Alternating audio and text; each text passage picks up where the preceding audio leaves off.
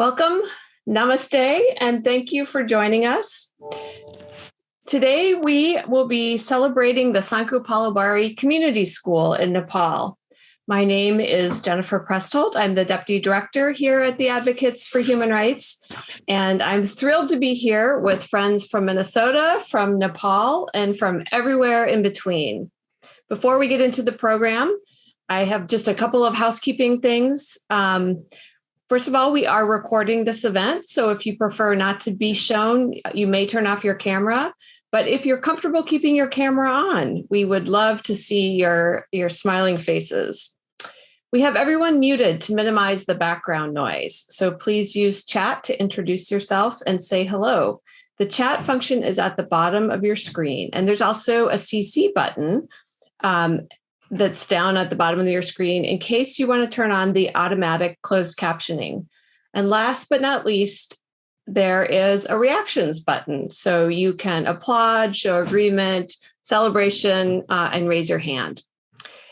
We will be doing a Q&A towards the end of the program. And so please write any questions that you have during the program. You can write those in chat and we will collate those and answer them towards the end of the event. So with that, I would like to give a big thanks to our host committee for their engagement with the event tonight. We couldn't do this work without the fantastic people that support the school and the host committee members who have invited so many of you to join.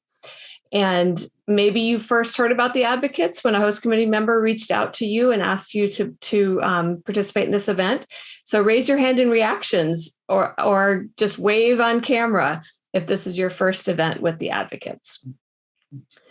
The Sankhu Palubari Community School or SPCS, is fully funded by individual donations. You have the power to fulfill the right to education for 375 kids a year in Nepal. It only takes $300 a year for each child to provide a full year of education to a student. So your donation goes a really long way. So please donate if you can by texting the Nepal school, all in one word. And you see that on the screen, and you can text it to 44321. Or you can click on the link in chat to donate. All donations tonight will be matched. So this is a great opportunity to make your donation go even further. Tonight, you'll be hearing from a few of our friends in Nepal. You'll be hearing from Anup Pudel, the headmaster at the school. You'll also be hearing from Parvati, who is the first graduate of the school to go on to medical school. David Vanderhaar, a volunteer and board member at the Advocates who has been to the school, and I were able to spend some time interviewing Anup and Parvati, and so we'll be sharing videos from that interview as well. And we're also here with David and Mary Parker, who are passionate supporters of the school. So you can find out what's new at the school and the difference that the school has made in the life of students, and particularly one student. So with that, I think we'll start with just an introduction to the school, a brief overview. I know some of you have actually been to the school, so please also feel free to jump into the chat and tell us a little bit more about your experiences. So this is the Sankhu Palubari Community School, or SPCS. And SPCS was founded in 1999 to serve children in a rural agricultural community in the eastern Kathmandu Valley. But they were the children most in need of education and at risk of being in child labor in the community. It started with 50 students in 1999, and it has grown to the current size, which is 375 students in pre-K through class 10 or 10th grade. It's a partnership between the Advocates for Human Rights, the local community, and our administrative partner in Nepal, Educate the Children Nepal. And here's a photo of kids at the school, at the new school building, which was dedicated in late 2017. And we're so grateful to Kathy and Ellen Lensmeyer for their support that made the building of the new school possible. And in the school, there's now room for classrooms for each of those grades, pre-K through 10, as well as for a science lab and a computer lab. So we'll be talking a little bit about the computer lab in a few minutes. Next slide, please. So the purpose of the school is to provide access to high quality education as an alternative to child labor. Today in Nepal, there are still an estimated 1.6 million children who are working in child labor, and that's more than 26% of Nepalese children who are ages 5 to 17. In Nepal, child labor is common in brick factories, in agriculture, in domestic servitude, and a number of other sectors. And there are serious concerns that the pandemic and the resulting economic impact has increased child labor in Nepal. Nepal has made significant improvements in some areas of education, particularly in basic primary education. However, many Nepali children still face serious problems in accessing their right to education. There are hidden costs associated with school and exam fees, textbooks, uniforms, and even those minimal costs can be barriers for some low-income families to sending their kids to school. And these are the families that we're serving in the community and the kids that SPCS serves. So this is just a photo of a couple of the pre-K kids who could not be cuter. Next slide, please. So this is just a map that shows where the Sankhu Palubari Community School is. If you've been to Kathmandu, you know that about half the population lives in Kathmandu. It's about 30 kilometers outside of Kathmandu, in the Bhaktapur region and in the eastern part of the Kathmandu Valley. Next slide, please. The location of the school building, the land was donated by the local community. So the school is built on that land, and it's a really peaceful area on the edge of the community and on a kind of a curve in the river. So it's a really great place for students to learn. And it serves kids that come from throughout this part of the valley. Next slide. The student body is about 55% are students that are Janajati or indigenous, and they don't speak Nepali at home before they're learning Nepali in school when they come to school, as well as English. Another 7% are low caste. Next slide, please. And gender barriers continue to exist for girls in Nepal, particularly in rural areas. While there's been progress in achieving gender parity in primary education in Nepal, there continues to be a much higher dropout rate for girls than boys. And one recent report found that more than 80% of Nepali girls are out of school by grade 11. Now, the SPCS student body is 53% girls, even in the middle and upper grades. So we see that as a really big accomplishment in trying a big step towards gender equity. Next slide, please. So as I mentioned, students come from throughout the valley. So even up in the hills, you can see in the photo there are some mountains. So some of them walk as long as an hour and a half to school each way. And this is just a photo of kids on a walking school bus as some of the teachers head home and lead the kids on the walking school bus. Next slide. SPCS follows the Nepali curriculum, but kids study English from pre-K. And in addition, there's a human rights component within the social studies curriculum. Next slide. So much of the success of the school is owed to the dedicated teaching staff. I'll go back just a little bit. Yes, so here's the teachers. They put in really long days, often from 7 a.m. to 6 p.m. And one of the things that I like to tell my kids is that school in Nepal goes 6 days a week, year round. So education is the ticket out of out of reduced circumstances in Nepal. And so the teachers are really dedicated to helping the schools break that cycle of poverty. And also to, and the kids are really see that as the opportunity to break the cycle of poverty. We've even had some graduates who have come back to teach at the school. So that's been really fun to see. Next slide. And even though Nepal has made significant improvements in some areas of basic primary education, there still are many, many kids that are out of school and forced to work in child labor. So that's the purpose of the school, is to provide kids like these the opportunity to get a high quality education and not to have to work in the fields or to marry early. So at SPCS, all of the costs of the education are covered. The education is entirely free. And that actually includes a daily lunch as well, which is school lunch programs are not typical in Nepal. So that's a really unique feature of the school. But we think it's especially important since some of the kids have to walk an hour and a half each way. So as I said before, the total cost remains about $300 per child for an entire year of education. Next slide, please. So a couple of updates. Everything is now back open in Nepal, and the schools have been open post-COVID pandemic. They've been open since the end of last year, and so one of the really exciting things is that we were able to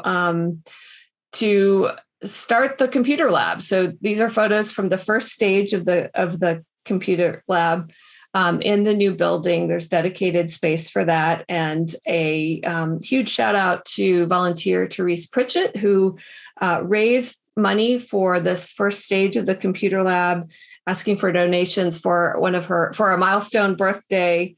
So thank you for that. And so you can see, we have a computer teacher, and it's been really, one thing the pandemic really showed us is the importance of being connected. Students at the school do not have computers in their home. And so computer literacy and being connected to the wider world is a huge benefit, and opens a world of opportunities for them. Next slide, please. So here, this is just another shot of the computer lab and kids learning how to use the computer. So as I mentioned, David Vanderhaar and I had a chance to talk to Headmaster Anoop Prudel about this.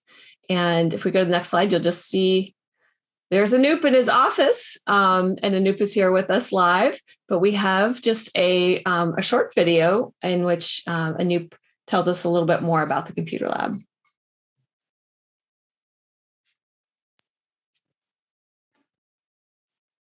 So Anoop, tell us a little bit about the computer lab. Yes, thank you. Recently, we have built a computer lab, small computer lab with the support of AS. And right now we do have 5 desktops, and with internet facilities, and 1 laptop, which is used by our computer teacher. And it is not enough for all the students, because we just have 5 desktops, but we are trying. And Jennifer and me, we are working together for the betterment of the computer lab. And this is just our first step for the development of computer lab. And I appreciate those helping hands who supports for us for maintaining a small computer. And I hope on upcoming days, it will be good and better than this. Great, thank you, Anoop. And we'll be doing a Q&A a little bit later. And so if you have questions for Anoop about anything about the school or about anything that I've talked about, I would welcome you putting them in the chat at any time that you have the questions. for the next thing we'll do is talk a little bit more about what happens to students when they graduate from the school. The school started in 1999 with 50 kids in kindergarten and first grade. We added a grade every year since then. The school goes through class 10, which is the compulsory education age in our like leaving school age in Nepal. And in addition to that, students can then go on to what's called +2 or college, 11th and 12th grade. And then after that, they can pursue different educational opportunities.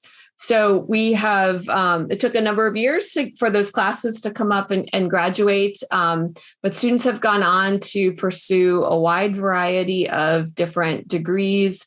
In visiting the school, we've met with students that are studying engineering, nursing, in the working in the hotel management and different kinds of tourism industry in Nepal. Some students are studying in Japan and Australia. But in 22 years, the school has prepared so many of these graduates for meaningful careers. They work really hard. They do well on the nationalized tests and the national exams, which is the one metric that's really used to measure success in education in Nepal. Most have continued on through 11th and 12th grade. But we have never had anyone go to medical school until this year. So what we'd like to do now is share the story of Parvati. We're very proud of Parvati. She is beginning right now. It's the festival season in Nepal, but in a few weeks, school will start again, and she'll be attending medical school. So next, we'll watch an interview that was done by our volunteer David Vanderhaar, who's on our board, who interviewed Parvati at the school 10 years ago when she was in 6th grade. Hello. I'm fine. How are you? Good, thank you. So you may not recall, but we met 10 years ago at the school, and I talked to you then. And I remember that interview very well because your English was very good and you were a delight to talk to.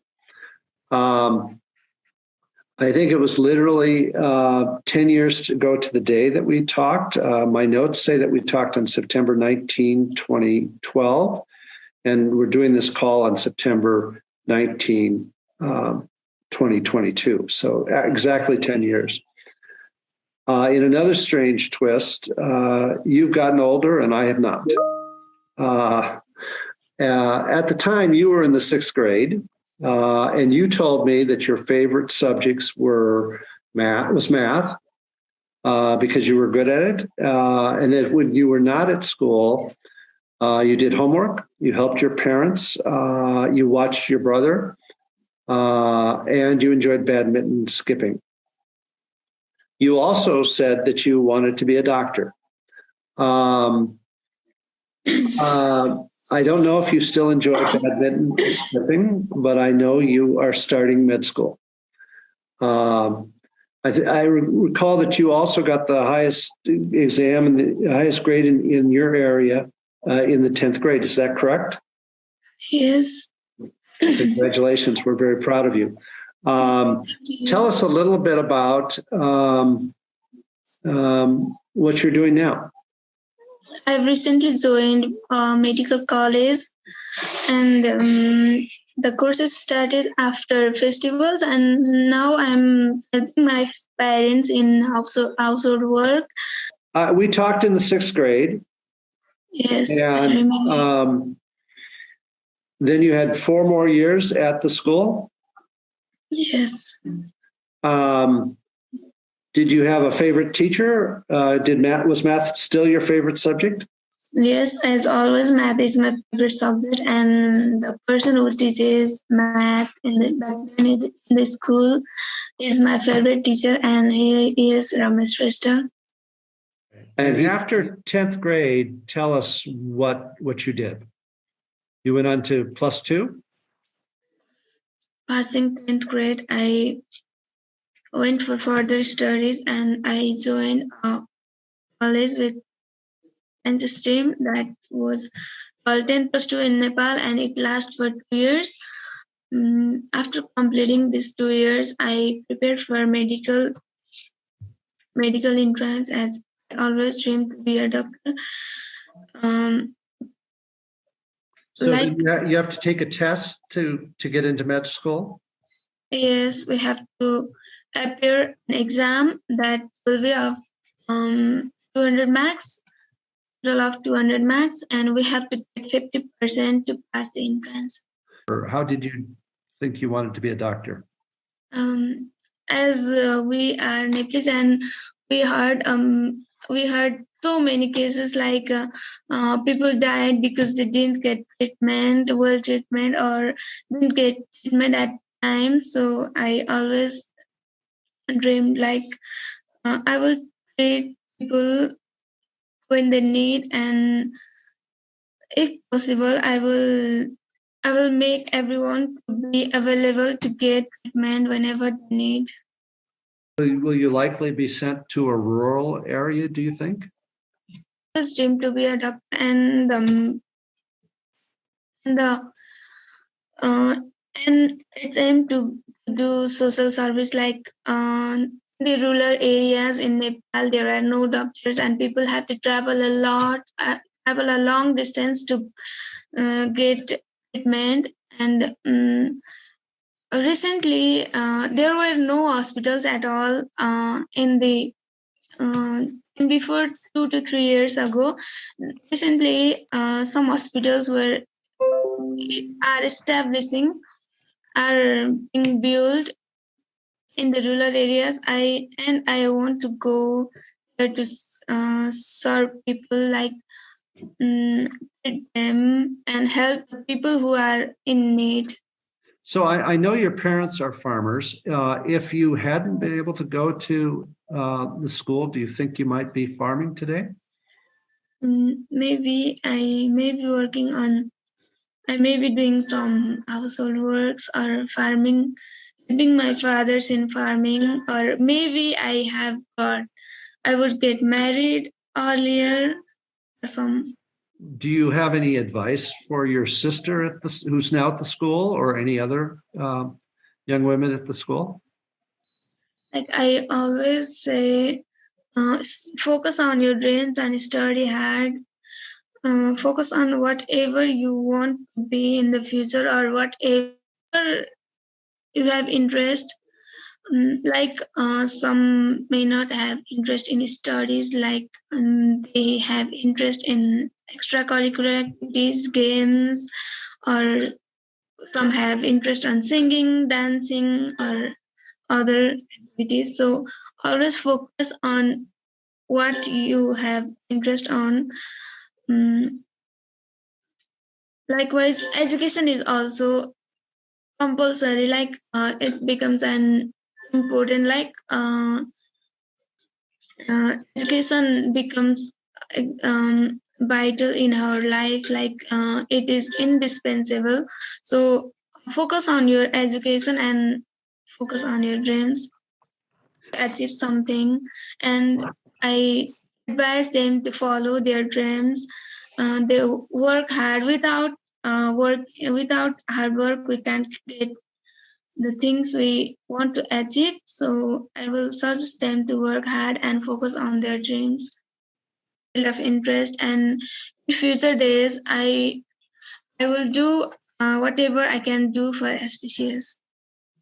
Well, and one thought I have is there may be other girls like you who in sixth grade think they want to be a doctor, but have never gone through all you've gone through. So I'm sure you can give them lots of advice if there are other girls who want to do what you're doing. I want to advise them, like always focus on your dreams. If you work hard, you can achieve your dreams. Like I had for the first year and I could not pass the exam, and I didn't plans to join medical college, but I didn't give up and I tried for next year. I will suggest everyone to not to give up on their dreams easily. At least try at your best to get your dreams. Very proud of you because we know that Nepal needs doctors, and as I understand it, you're the first student we've had who's gone on to med school. So congratulations to you and to the entire faculty. Thank you.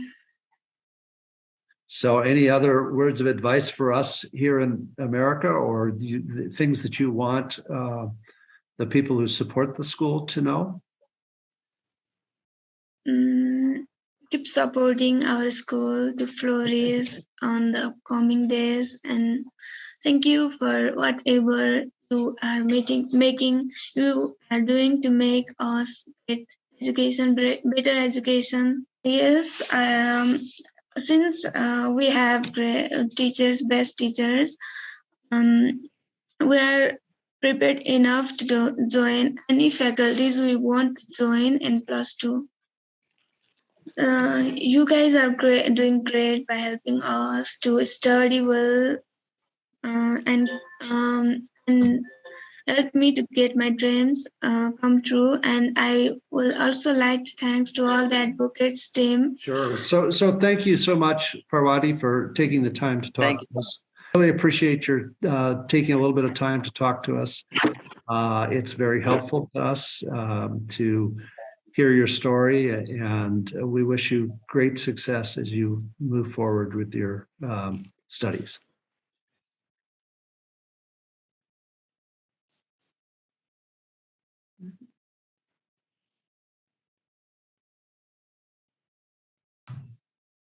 It was such a treat to be able to spend a little time talking to Parvati. I remember when she was a little kid, and you could see in some of the pictures of her when she was younger, and kind of amazing that she knew when she was in 6th grade that she wanted to be a doctor. And even though she didn't pass the entrance exam the first time, she took it again and successfully passed. So I was also really inspired to hear her talk about why she wanted to be a doctor and wanting to serve in rural areas. So I think she's going to be a great doctor and really contribute a lot to healthcare in Nepal.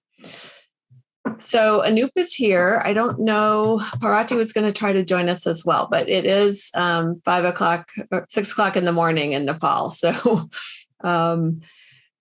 but we have a few questions. So why don't we jump? Oh, it looks like Parvati is here. I have called her. You called her. Okay. I am also here. Okay, yay! Well, we're all clapping for you in the United States. We're so proud of you.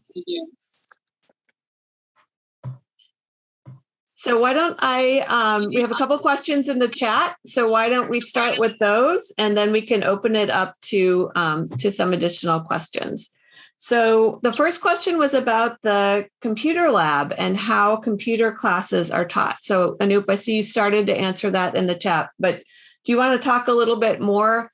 I do remember you talking about how before there were even before there were computers, you were teaching keyboarding to kids with just, sometimes with just paper or, but yeah, why don't you talk a little bit more about what you're teaching in the computer classes and what it's most important for the kids to learn? Thank you, Jennifer. Exactly, computer nowadays it is very basic knowledge, and it is very important for all the kids, all the human beings. It's part of basic life in my case. And that is how we are trying to give our students computer knowledge.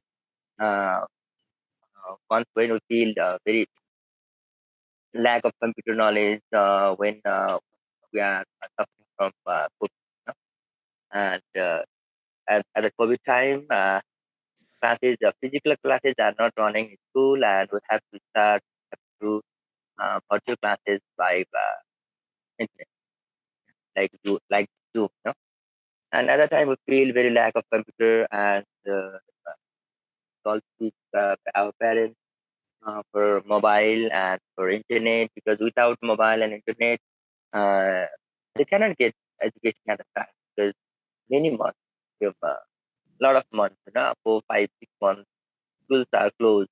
Not only Nepal, I hope all over the world was my by COVID.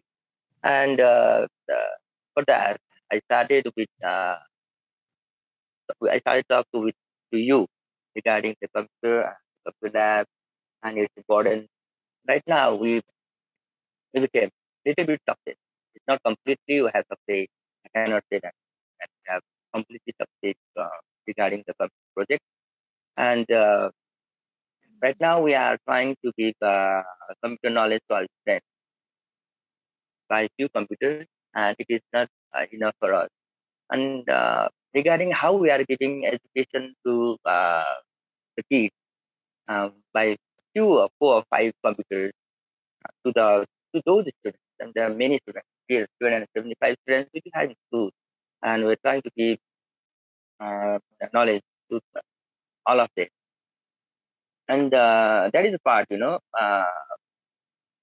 we manage the teaching methodology in computer like this theory part, we teach them in classroom of our computer teacher.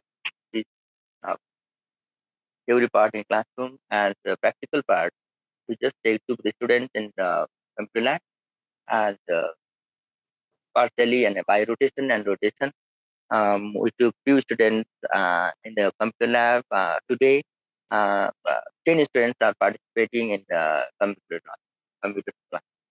And Let me just recap. Let me just interrupt let me just interrupt for a second. So just to recap, so during the pandemic, when the schools were closed, students didn't have the opportunity to participate remotely, but they were except by their mobile phones. But you're teaching by rotation, rotating the classes in, teaching keyboarding and other basic computer literacy skills. And then, using, now you have internet at the school and using facilities, or using those to access resources that are outside of Nepal. But I have to apologize because I skipped ahead in the program and I totally forgot to introduce Dr. David and Mary Parker. Mary is a board member and David's a former board member, and both have been to the school multiple times. And so David and Mary, hand it off to you.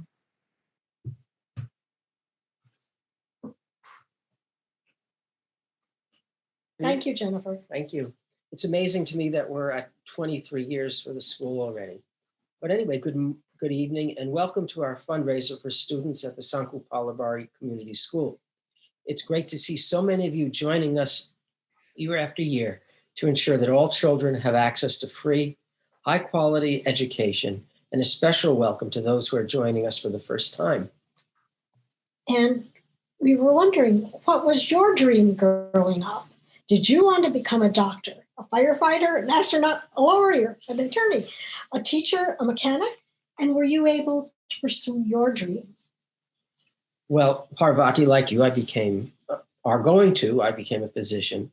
Before the Sankhu Palubari Community School was started, girls like you, Parvati, worked in fields and domestic labor in brick factories, and they married early. Together, we've been helping girls and boys in your community, in rural communities in Nepal, pursue their dreams. We have given them access to free education, daily meals, health checkups, and more. Parvati took advantage of this opportunity. She's worked hard and persistent. Imagine all the children having access to high-quality, free education and working hard to pursue their dreams like Parvati. What would our communities look like? The 375 students at SPCS count on you, me, all of us to make quality education accessible.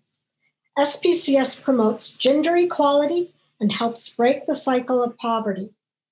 David and I are passionate about children having the opportunity to turn their dreams into reality.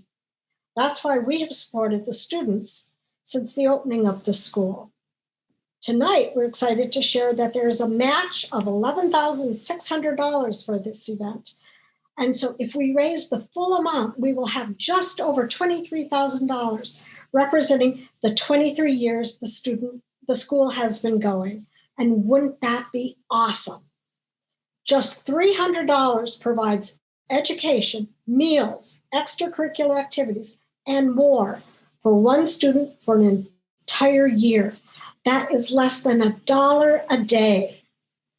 $20 pays for all the school supplies for one student for an entire year.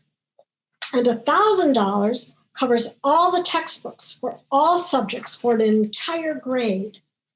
Please consider what you can contribute.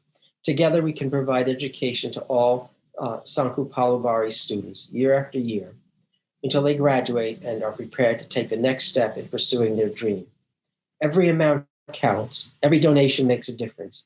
And best of all, every gift will be doubled due to the generous matching gifts we have received. And as Jennifer said earlier, donating is simple.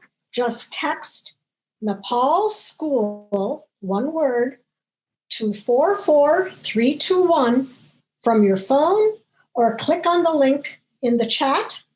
And please help us in helping more students achieve their dreams. And thank you so much for participating in this evening and your generosity. Thank you so much, David and Mary. Really appreciate that.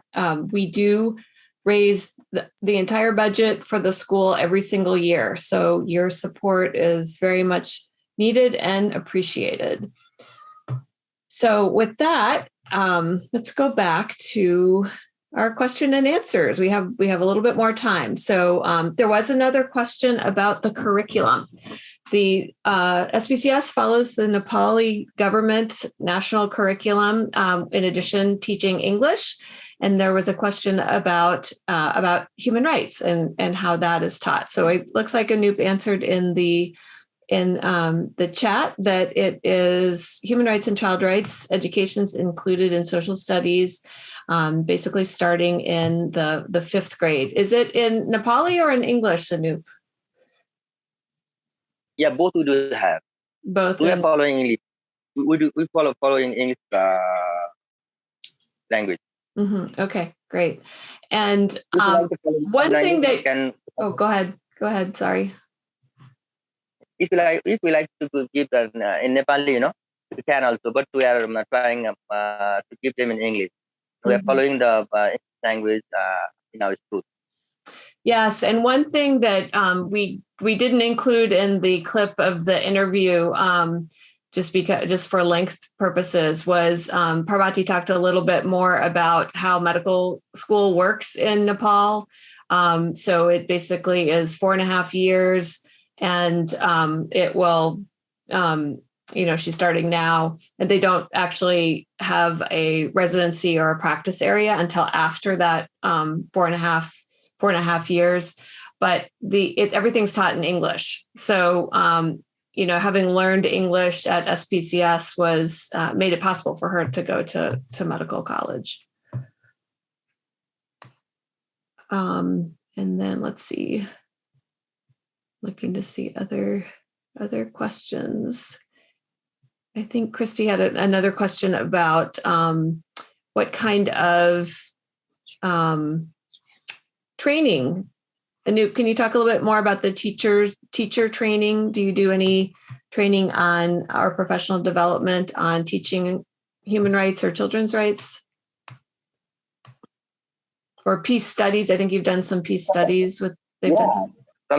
Sometimes different institutions are arranging teachers training for human rights, child rights, and sometimes in the and course as well, Now, if I got chance to send them for the training, I'm sending them for those sort of training, and sometimes our local government also conduct those sort of trainings for the teachers, and our teachers are also attending in those training as well. But typically in Nepal, there is no any sort of training related to human rights and child rights. But normally in our course book, we do have human rights, child rights, and a lot of things. We discuss in the social book. And At social studies. that time, when we are having the training of social curriculum, and that time the trainers give better education regarding child rights and human rights as well, and Mhm. teachers get educated at the time. Yeah. So doing some studying on child rights and human rights. I know that you celebrate International Day of the Child.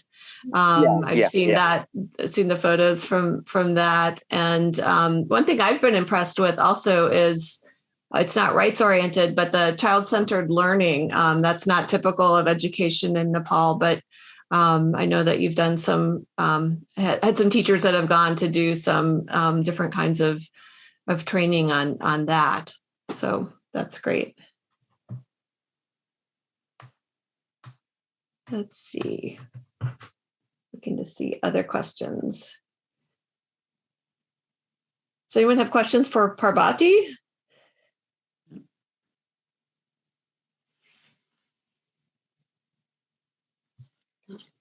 Yeah, I do. So how are you paying for your medical education? Is that a problem for you?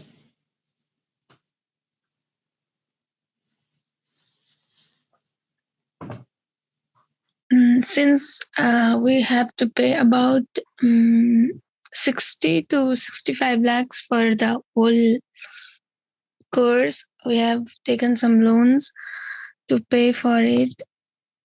It is not easier for a low class family like us to pay that much amount easily. So we have taken some loans and we are paying the tuition, paying the fee.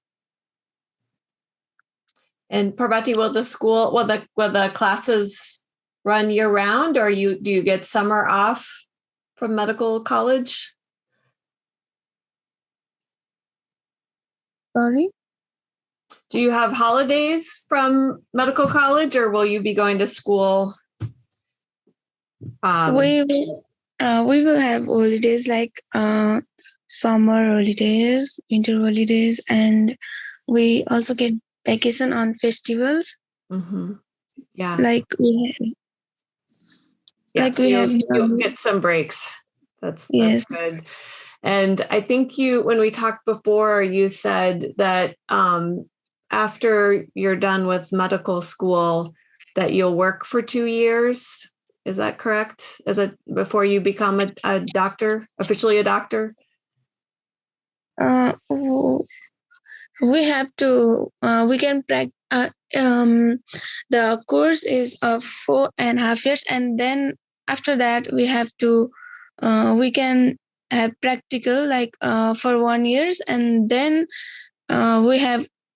we are again have to give an exam to get the license number, and then we will be a doctor officially.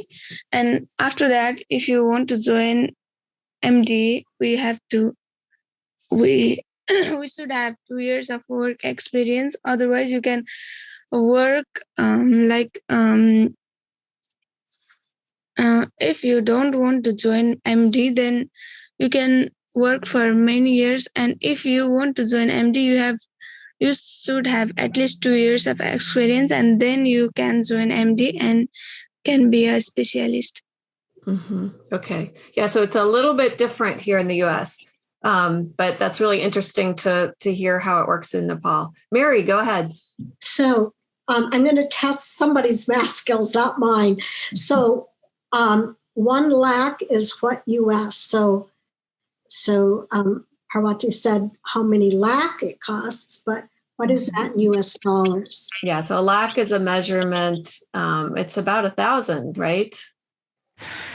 Yes, lakh is 100,000 rupees, translates to about $1,000.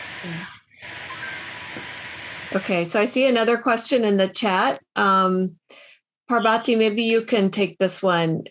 tell us a little bit more about women doctors in Nepal. What are the benefits or the positive things about having more women doctors in Nepal? As all of you know, Nepal is a developing country, and we women are lagging behind. Like Nepal is a kind of patriarchal country, having patriarchal society. Like women are not allowed to get what they dreamed of. They are compelled to get married at an early age or do something else. Like they are not allowed. They are not. They were not given chance to get achieve their dream. And since so many I think many girls have dreamed to be doctor, and uh, like there is no difference whether the doctor is male or female, but it a woman will get empowered. Like if they are able to get what they want to get. Yeah. Like in rural areas, people are not able to get treatment on time, and some cannot afford the treatment they need to get. And being a woman doctor, uh, it will be easier. Like people, girls are a little bit shy to express their problems in front of doctors, and like girls will have so many problems, and I think it will be easier for them to express their problems with a female doctor. Yeah, I can definitely see that, where girls and women would be more willing to talk about their problems and their aches and pains and everything than with a male doctor, especially as you described in such a patriarchal society. And I know that even at SPCS, it has taken a while for us to reach gender parity in the school, because girls were dropping out early to get married back in those early days. So there's been a huge change in the community. And part of that is, I think, the people in the community seeing the value of education for girls as well as for boys. So, okay, so I see a couple of questions. There's a question about, do you know how many people are in your class, Parvati? How many people will be starting medical college with you? And I think you told us that about 50% of them are women. Is that right? Yes, there will be 50% women. Like there are about around 100 students, I think, in a batch, and there will be 50% women. Mm-hmm. Yeah. And where is your medical college located? Is it in Kathmandu? It is located at Kathmandu. Okay. And you told us before in the interview, you also told us that you would be staying in, that there's housing provided. You'll be staying at a student hostel there.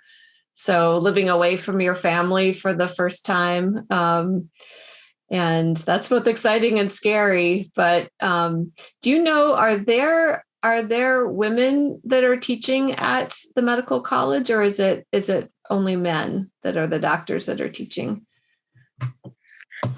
Obviously, there will be women, but I don't know exactly that. But I know there will be women also who are teaching us, who will be teaching us. Okay, great. That's good. That's very encouraging to hear. And do you know any doctors now? Do you have any doctors that are giving you advice or mentoring you? or can support you as you go through medical college? No, I don't have any doctors who can consult or advise me. Well, hopefully you'll be able to do that for other girls and other kids from SPCS who decide to go and become a doctor.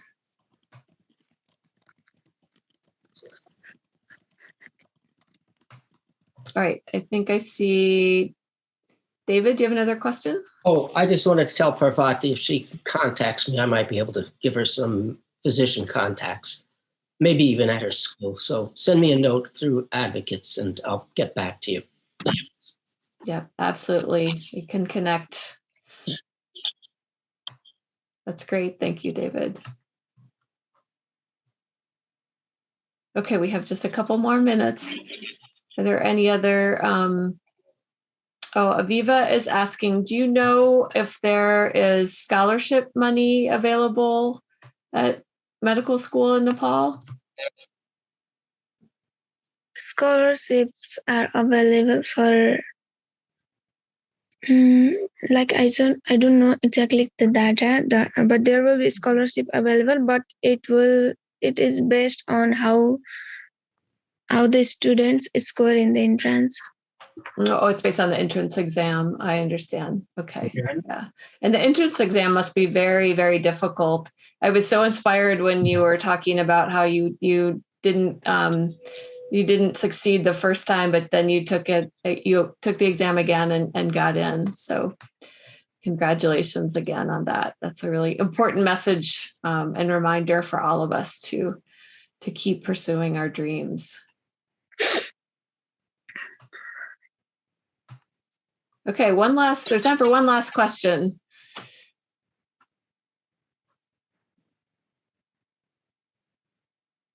And I think you probably need to unmute and ask because there's too many screens for me to see everybody. Anybody else?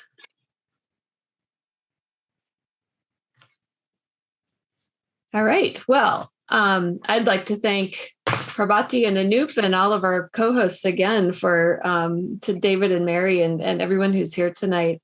There are a couple of more events that are coming up that I wanted to share information about. The next one is on Monday, October 10th. That's the World Day Against the Death Penalty. And we will be holding a continuing legal education seminar and also a reception at Frederickson and Byron. So, and we'll be talking about our work to abolish the death penalty worldwide. So that's available in person and online, and there's more information on our website. And then we have our Migrant Rights House Party on October 18th. That will be back in person at Andrea and Jim Rubenstein's house. And we'll also be celebrating the 5th anniversary of our Immigration Court Observation Project. And then on October 25th, the Women's Rights House Party will be taking place this year at the Women's Club of Minneapolis. And there we'll be celebrating 30 years of the Watch Project, or the Women at the Courthouse Project. So that's it for tonight. We do have a post-event survey that we invite you to answer that will appear in your browser when you exit the event.